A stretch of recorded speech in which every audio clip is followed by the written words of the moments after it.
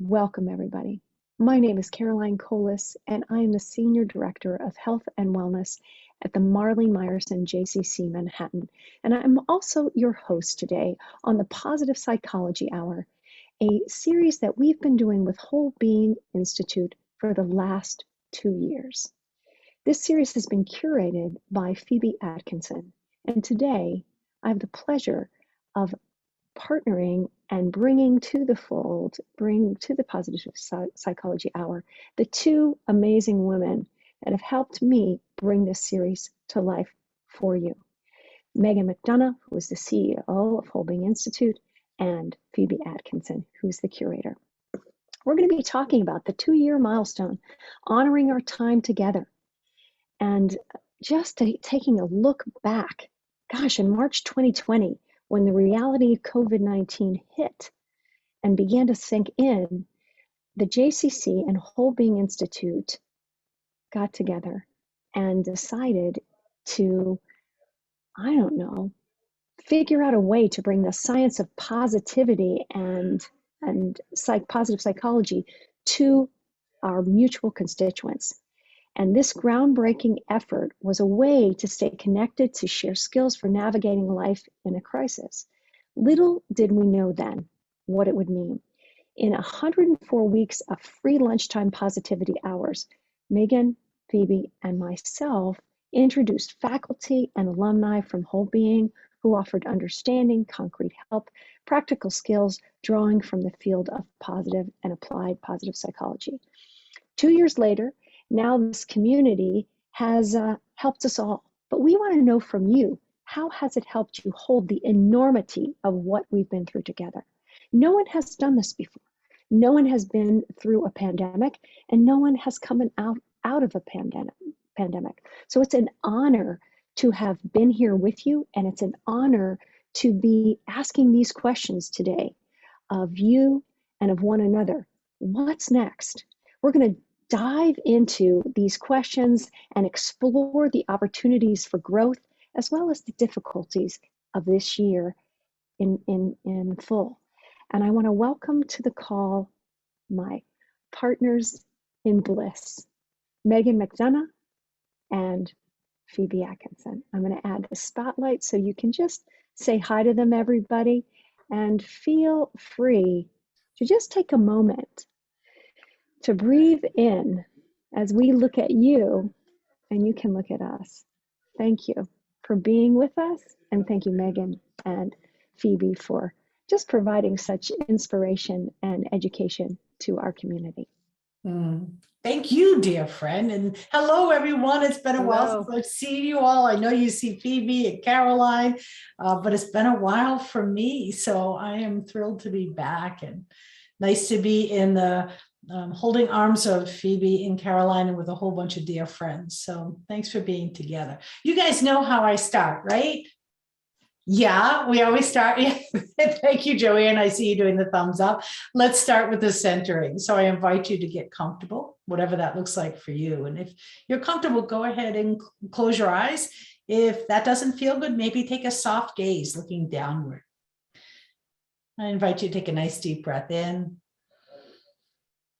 and a big exhale.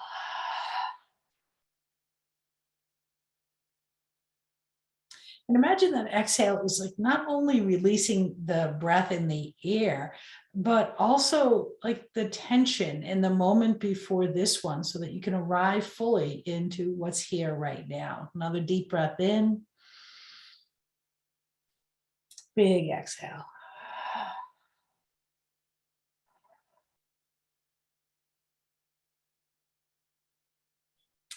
And as you turn your attention inward, allow yourself to the greatest extent possible to just soften around the thoughts and drop down into the physical container of self, so that you are aware of your feet and your legs and your hips, feeling the container of self in the belly, in the chest,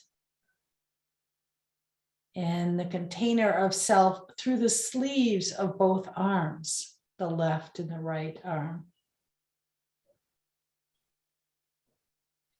letting that awareness fill the skull cavity so that you're aware of the inside of your head looking out. Softening the facial muscles and sinking into what we usually describe as self, which is based on this container of skin, of what's inside us and what's outside.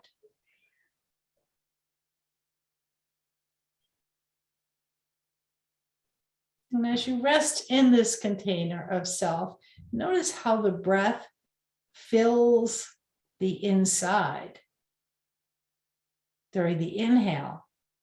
And then when you exhale, notice how you're connected to the outside world by what you breathe out. So that the lines between what is inside and what is outside become blurred, connected, held together. Almost as if you're creating a relational field between you and the outside world.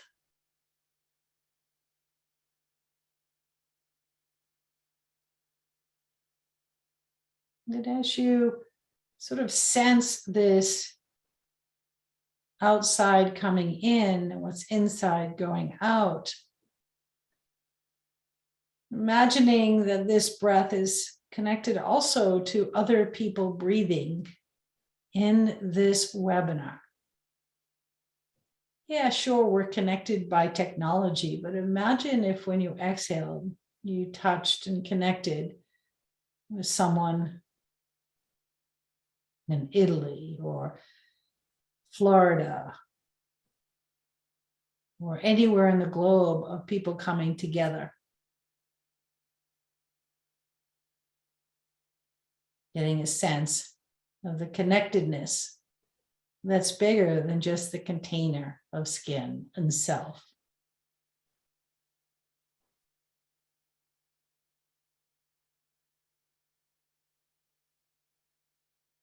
Taking another deep breath in.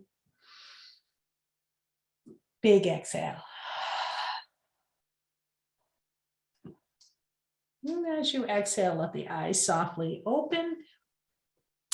And then take a moment and just scroll through who else is on today, seeing if you can make, hi, I see some familiar faces as I scroll through. Just taking a moment and seeing names and people as we come together. Welcome, welcome, welcome. New friends, old friends, dear friends all. Phoebe, I'll turn it over to you. Oh, you're muted. Welcome, everyone.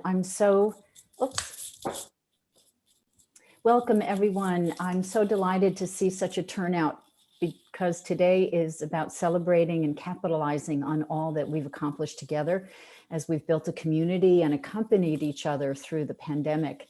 I see a lot of our speakers are on as well. And so we celebrate you, even if not everyone is named, because we have had, I think now over 200 webinars. So I couldn't, like with the Oscars, when they're trying to name everybody, impossible. So just know that this is all inferred when we are holding the whole in celebrating. So I'm just going to ask you, Megan, to go onto the slides, and we're going to take a walk down memory lane. And just as we start to honor our time together and get started.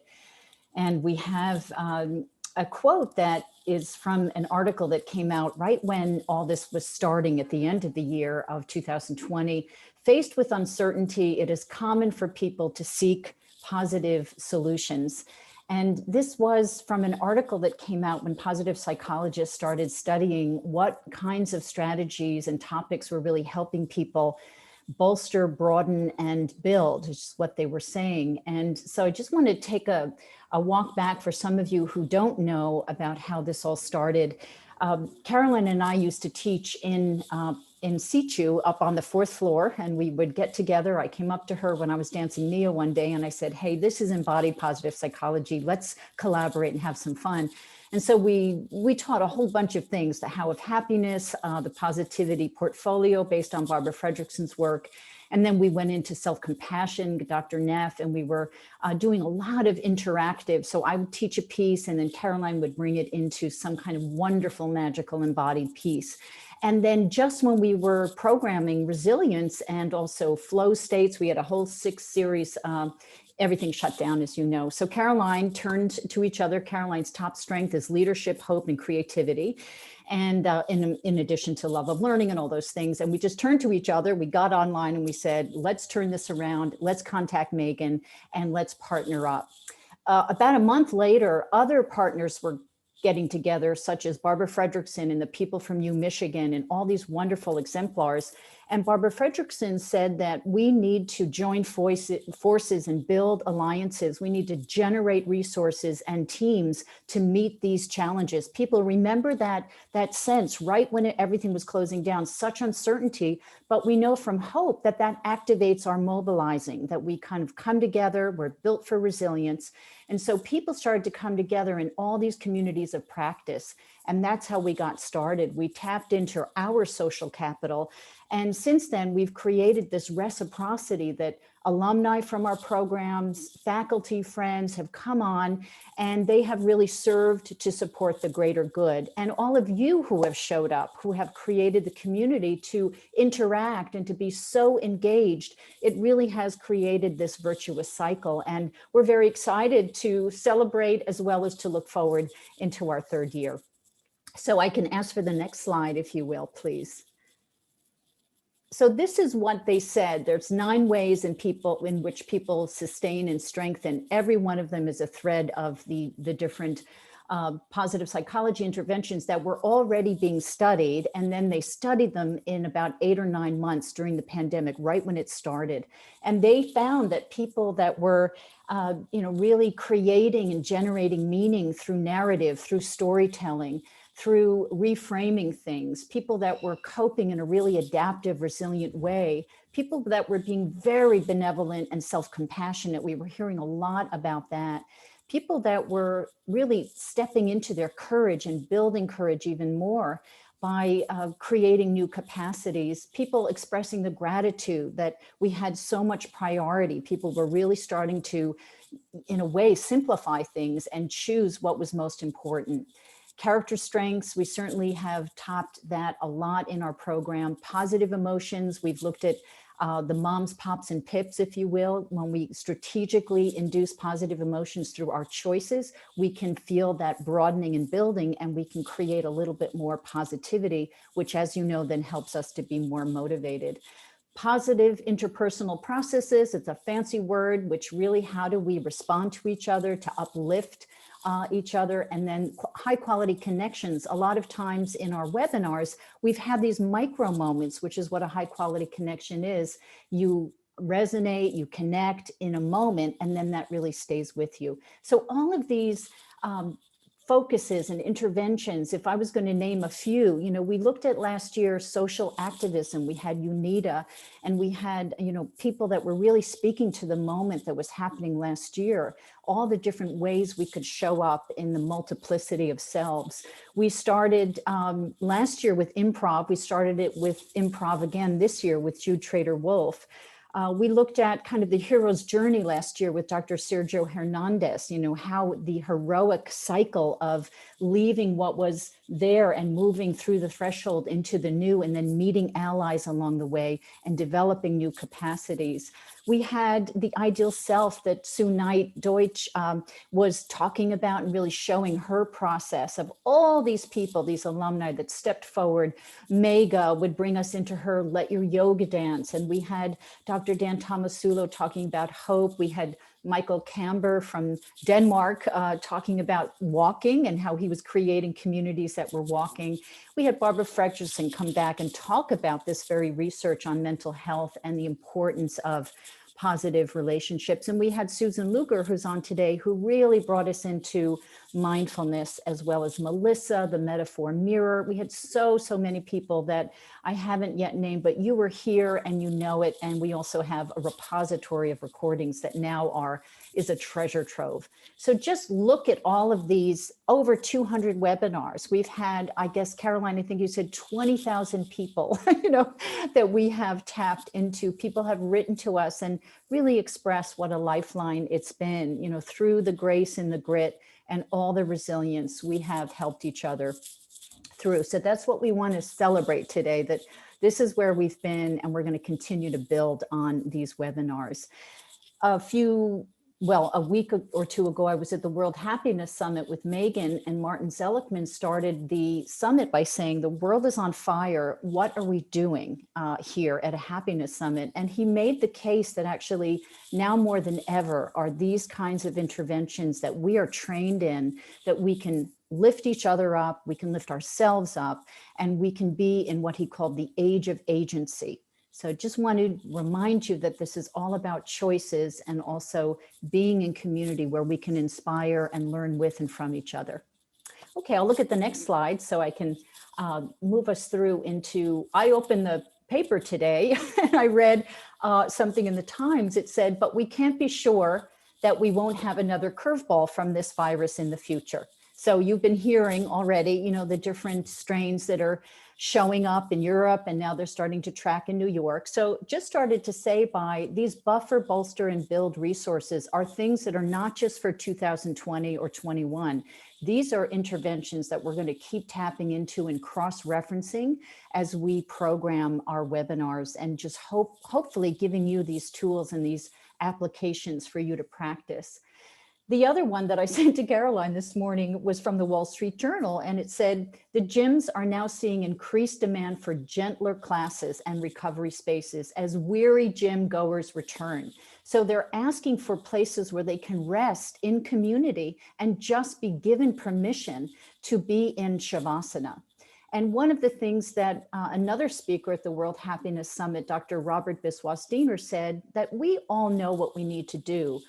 Although what we do need is permission and space. So here's another example of, we all know that we can tap into these practices, and we need to do it with permission and space. And sometimes permission comes when we know the power of it, that the power of activating positive emotions through your choices, the activities that really help you, as well as to give you the energy to do the tougher stuff.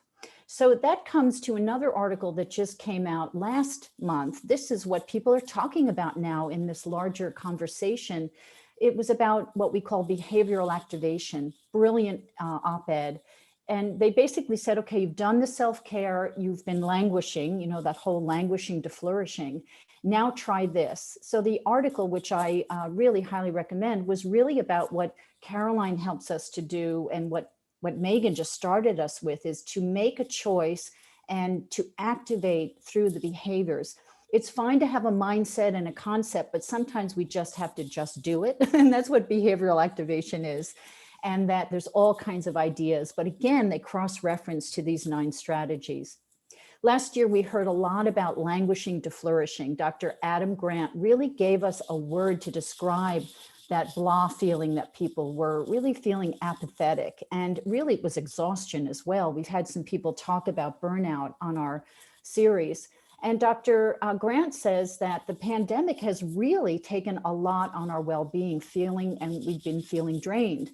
We're also kind of sick of some of these things. So what he has proposed is really continuing to make choices about how we spend our time. The second one that he asks us to do is look for communities and connection. And boy, do we have that right here. We've been building our connections all along with the JCC and Whole Being, and creating all of this social capital. Dr. Grant says, be intentional. And this is the core of Sonia Lubomirsky's work, intentional activities, the choices that we make throughout our day. And really the purpose piece is not so much what am I here for, but it can be broken down to intentional tasks with intention each day. So you feel a sense of your own self-efficacy. And then engage in new learning. This is this novelty piece that we really need to keep learning, and the engagement piece, the I of Spire. So again, all of these suggestions that are being made, if you look at SPIRE, the well-being model of the Whole Being Institute, if you look at these buffer, bolster, and build capacities that we've been building through our webinar, we don't have to go that far. We just have to continue to inspire each other, to build accountability in, and just remember these are micro practices, small little interventions. So then the last quote is something I'll leave you with before I turn it over to Caroline. And Megan, there you go. So there's a brilliant book that came out right before everything locked down. It's called Life is in the Transitions. This is an author from the New York Times, Bruce Feiler. And he has tracked a whole series of changes and transitions that people go through, hundreds of stories. And one of the things he says that we're in kind of that mid transition when we're in between, because we still are betwixt and between. We don't know, is there going to be another lockdown? What's coming? We know from the science of transitions, we look at short and long term. So he says that we need to create new stories that include the changes that we have been through. We need to narrate that. We know coherence is a part of well-being, making meaning out of what we've been. Who are we now? And we need to create these new tales, and Megan's going to talk about that in a minute. However, they also emphasize that we need to have the opportunity to share them. So we're going to do some more of that. How have we changed, and continuing to inspire you to share these changes so we can really consolidate and capture the learning. So off we go, Megan or Caroline, whoever is next. I think Caroline's up next. Yes, I am. And I'm going to see if my music works. And if it doesn't, not to worry, we will create our own. Let me just see if I can share my sound. And let me know if you can hear it. I'll tell you in just a minute when I'm playing it. What I like to do is take all that science and put it into movement. Yeah. Tell me if you can hear this.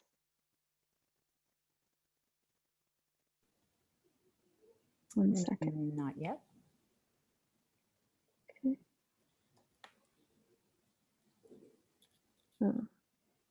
Yeah, let's see. Yes. Can you hear? Yes? Yes. Fantastic.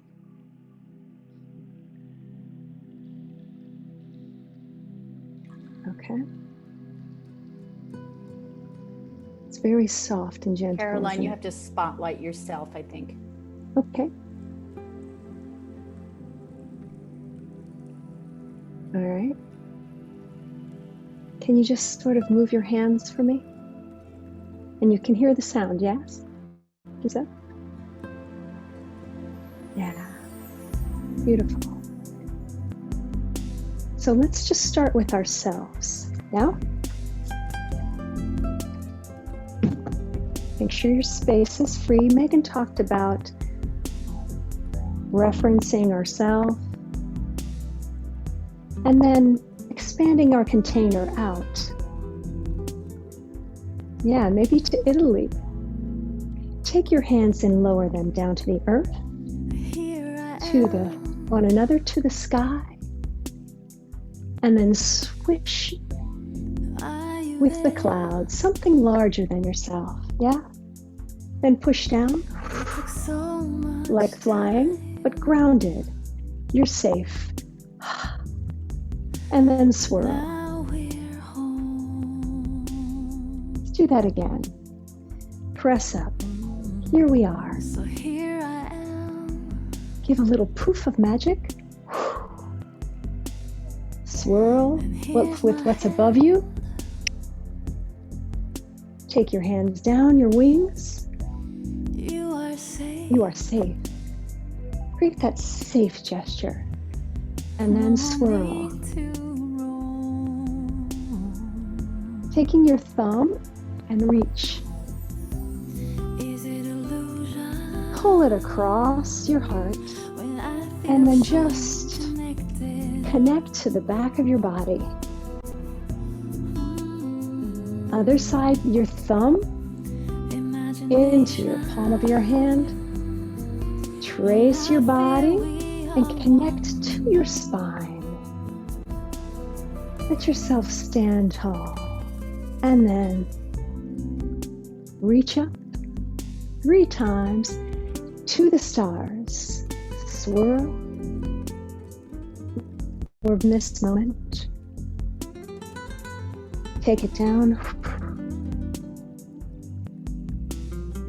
Safe in the breath. Once again, everybody, feet firmly on the earth. Here I am. Press up and release. Tickle the clouds. This is real. This moment is so real. Just my words. Safe. You'll never Right here be in our breath. alone. And take the thumb Is it illusion? into the other hand. Pull it When I across. feel so Activate the connected. backside of your heart. Other arm. Thumb into the hand. Trace through the heart center. When I feel we are one. We are one. Release the hands down. Here we are. Let go. Tickle the clouds. Last time. Press down. I'm waking. We are safe in this moment.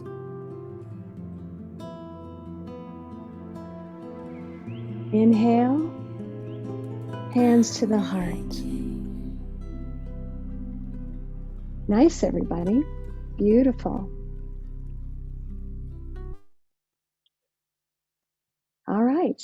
And so for me, taking this moment to just ground into my feet, to feel my body, to breathe in and out, and then to expand from my center is a very powerful way to activate my own resilience. And I know Megan's going to talk a little bit about that. I'm accessing myself, but I'm also accessing something larger than myself at the same time. Yeah, yes, Elaine. I'm always clapping when I get to do Dia with Caroline. I love that practice. So thank you. I don't want to take this into sort of a mental model about how we think about this container of self, how we think about well-being, and how we context in our mind's eye about what we mean when we say whole being. When we think about what we mean by thriving and human flourishing and resilience, I would guess that many of us have this mental concept of our best self, like an opening up to who we are, to be fully grounded in the reality of our best self, our own character strengths, and an authenticity about who we are.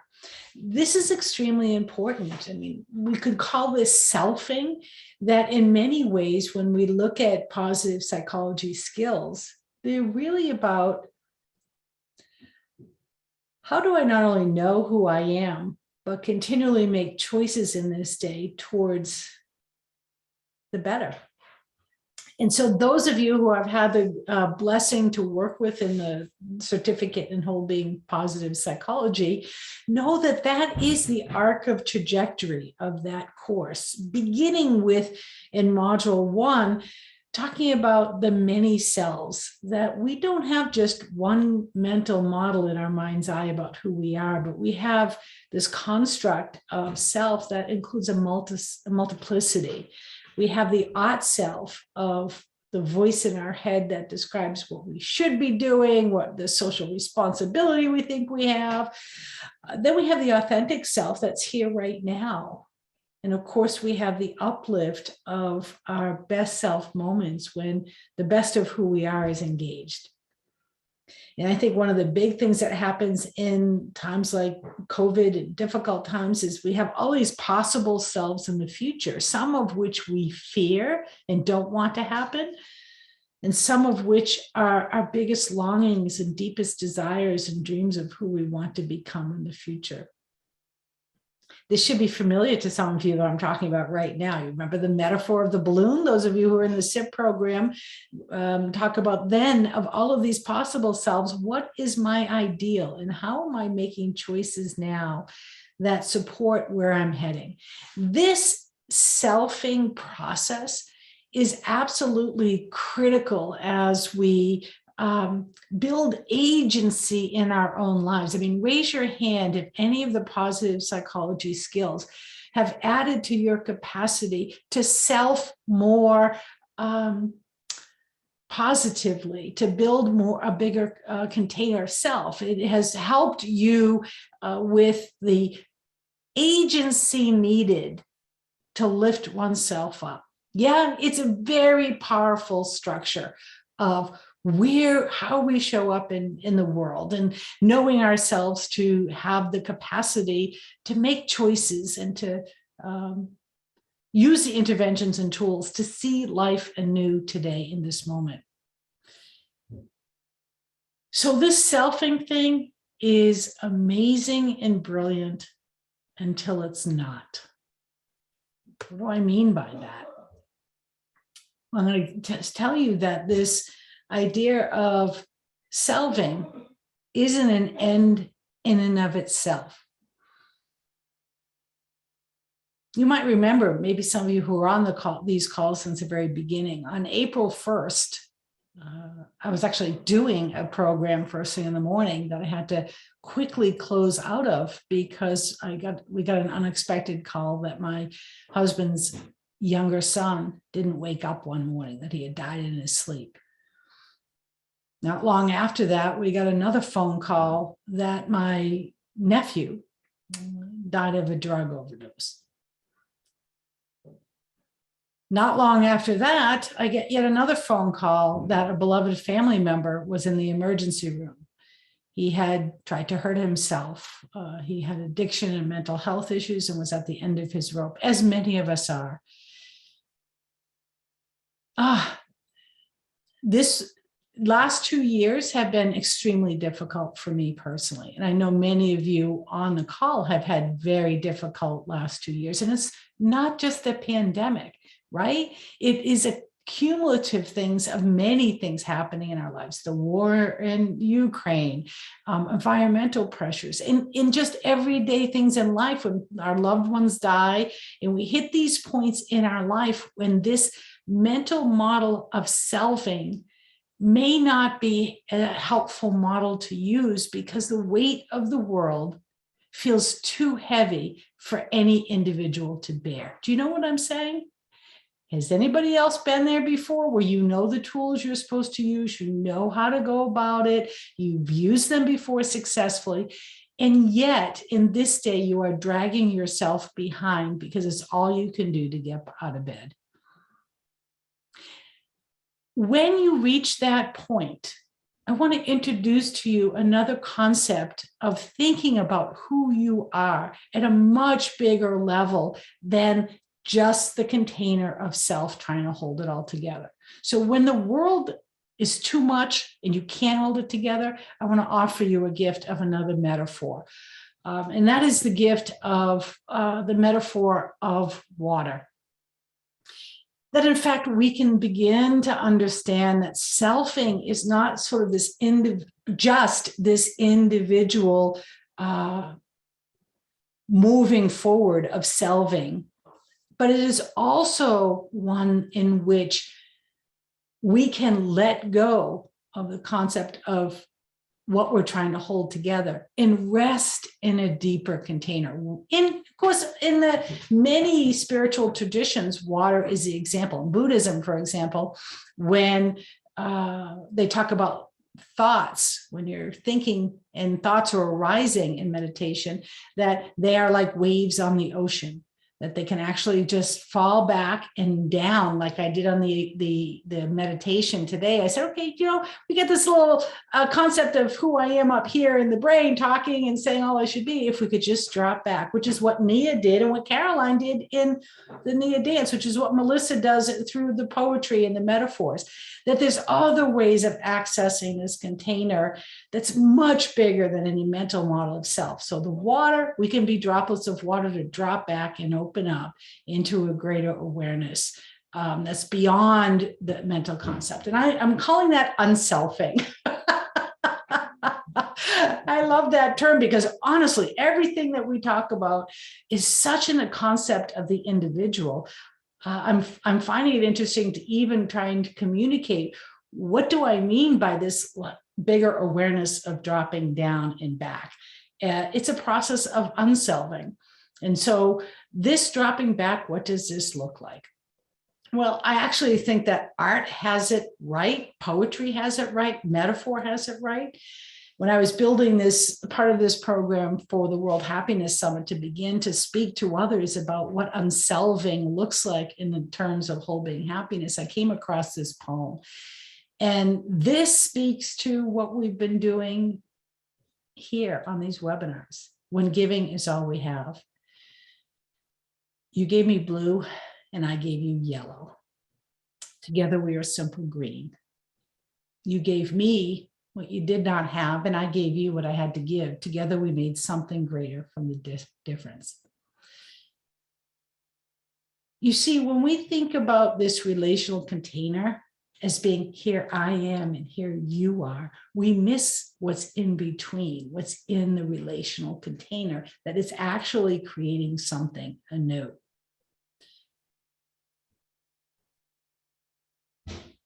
I'm just going to pause for a minute and ask you to reflect these past 2 years, or at any point of really deep hardship in your life. Where was someone, a relationship, that connection, able to pull out a deeper sense of connectedness with others? You know, Mihai Csikszentmihalyi in positive psychology talks about flow being one of those states where we lose a sense of self and time expands. What I'm asking you to think about is, what relationships have created for you a container that held the immensity of the difficulties that you've had? That it wasn't just you shouldering something, but instead the container itself allowed you to rest, to deeply nourish, to build a new color for yourself. And I think nature is the other sort of metaphor or teacher that we can look at from unselving.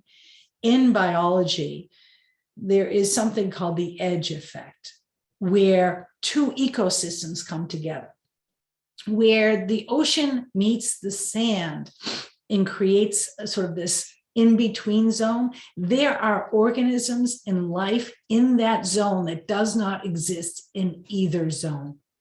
It only exists in that interface between the two.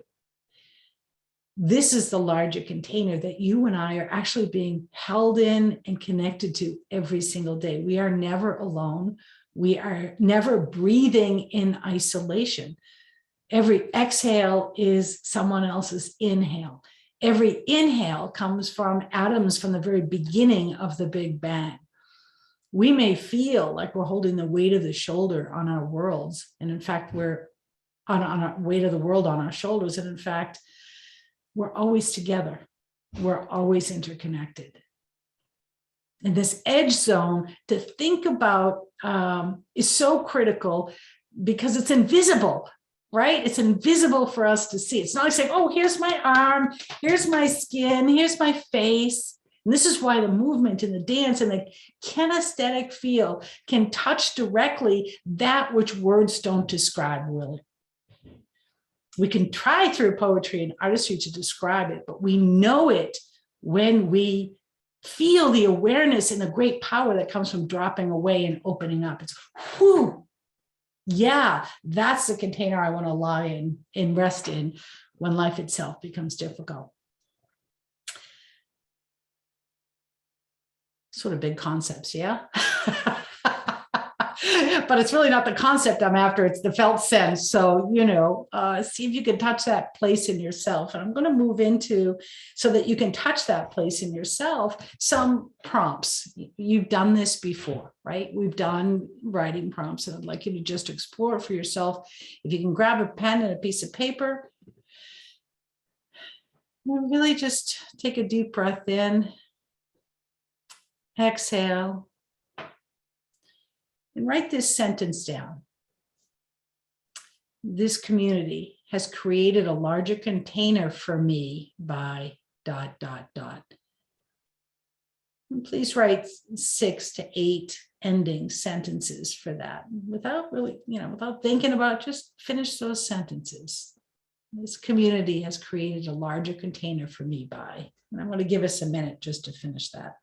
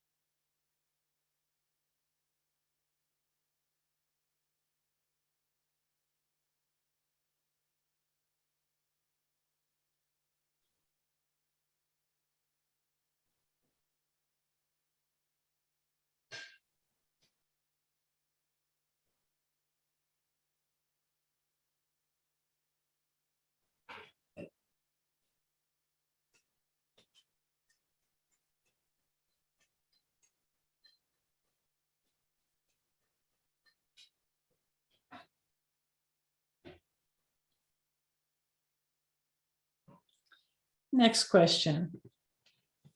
To me, leaning into unselfing means ... Or if you're more of a picture person, to me, leaning into water means, if you don't like the word unselfing, what is it about letting go or leaning into a larger container? Take a minute and finish that sentence.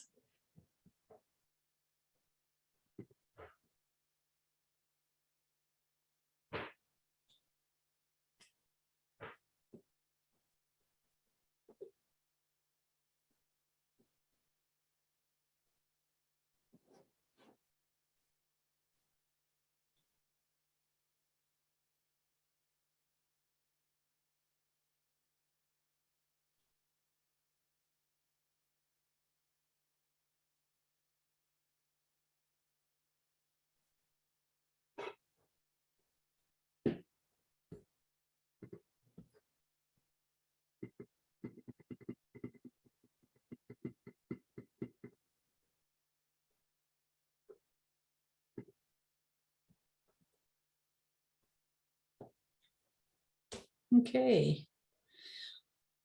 What I'd like to do now is break you into breakout groups. And we're going to just talk about those 2 questions of how you've created a bigger container for yourself and what does it look like for you to unself.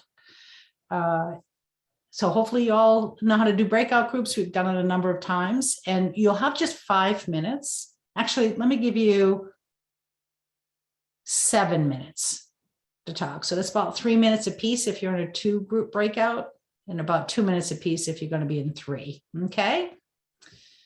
Off you go. Okay, so great.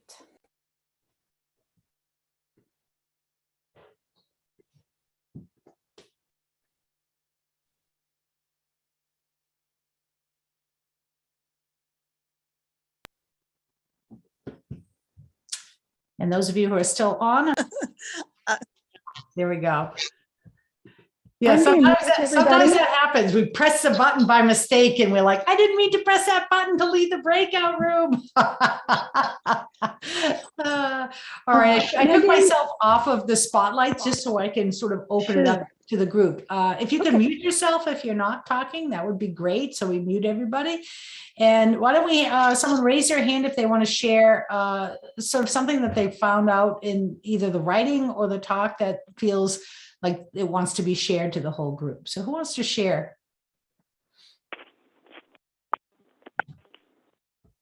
Yes, I don't know who this is, but let me. Hi, it's Barbara. I'm the caller. Oh, yes, go right ahead, Barbara. Yeah, Thank you. I've been in Carolyn's class many times, all the time. I love it. I love her. I love her guest So do speakers I. and everything. Yeah, everything that was said today was so meaningful. And in our breakout group, I was with two women, Denise and Amy, and that was really good. We started talking about water and the healing and soothing powers of water. Mhm. And one person said that she liked looking at the waves flowing and moving. And I heard a spiritual leader recently say that imagine, if you wanted to feel really calm, imagine yourself as a pebble that went down into the ocean and just stayed there and rested, surrounded by water that was soothing and just not moving at all. And I was trying to think about that and how that would be an example of unselving for that moment or however many moments. I don't know. I was trying to connect that. But I thank you all, people in my breakout and all of you speakers for just allowing me to participate in this wonderful program. Well, thank you, Barbara. I loved your wisdom, and that's a good metaphor of the rock dropping down into the water. Appreciate that. We have a Thank hand you. up, Megan Denise Bing. Yep, Denise, you want to unmute and share? Yes, I was just talking to Barbara and she was telling us that experience into water before we broke out. And I was saying that this is my first time joining this group, so I'm very glad to be here. And it's nice that we're able to come together and talk about, things like this, what we're going through. That's the gist that I'm getting about. And talking about the water. And I mentioned how water, the serenity of it, how we would especially when the weather's nice in the spring or summertime, you go near water. I could just sit there in the park near me and just watch the water and the waves and how calm it has been. And like last summer, me and my friend, my neighbor, we went there because of all the crazy pandemic, and we're both like sitting there and this is just wonderful. There was nobody around. We didn't have the mask on, and it was a calming influence. And that's something that we all needed this past 2 years. It's been horrendous. And I am so sorry what all you have gone through. And you mentioned about family members and stuff like that. I've also had some family members and people I've known who've gone through stuff the last 2 years. But I don't want to take up much of your time. I just thank you. I put myself down for a future lesson. So I guess you'll probably see my face. More fun to come. Thank you, Denise. Too much, you can just mute me. That's all. Thank you very much for sharing your wisdom. One more, Lisa, and then we'll close out. Oh, so for me, I think what the positive psychology hour has meant is, it was always like when there was no sense of time, there was time. Like there was a regiment, there was consistency, there was accountability. I felt like to be there to support Caroline and all of you, and and the community.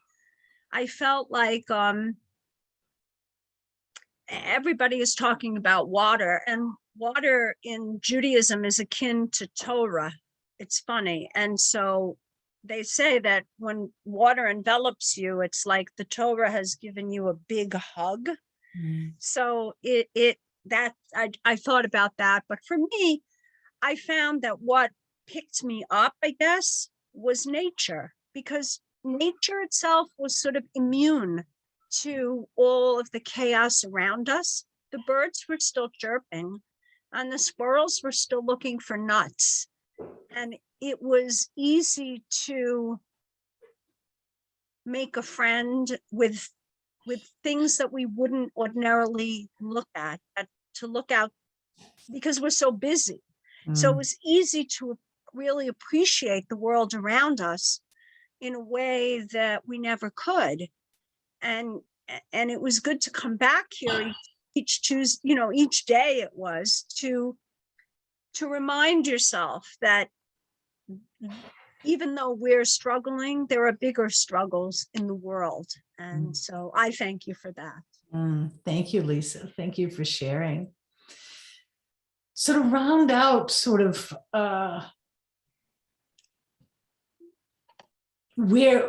rounding out where we're at. I'm going to just change this view for myself. I remember the very first certificate in positive psychology that I taught back in Corpalo, it must have been 2012. At the very end of that program, someone came up to me and said, thank you for making me feel comfortable in my own skin. For me, that was one of the highest compliments I could ever get about a program. Is a sense of being in your own body, in your own self in an authentic way. And then I started noticing comments coming back to me like a year after they've taken the program. And they say to me, I know what I'm supposed to do. And I feel like I've lost it. I've lost a piece of myself. I'm not able to do that anymore. And I think it's because we hold this notion in our mind's eye that once we know how to self, like it's done, we should do it. And we can be tough on ourselves and think, I know the skills, I know the interventions, I can do this, I can hold it together. And we forget that this journey of the human experience involves both the need to learn how to be comfortable in your own skin and do this self-efficacy and this engagement with yourself, because your life is worthwhile and important and valid. And there is this other component of unselfing, of holding a bigger container, of recognizing that there's more than just the mental model of this self that we can rest within, that we can soften into. And this is the great gift of spirituality, of art, of it's being both fully human and fully divine in this sort of context of the human experience. So I know we're a minute over. I want to just, as a closing today, say thank you for being here and turn it over to Caroline so that she can go ahead and do her announcements for whatever else is needed. Thank you, thank you, thank you.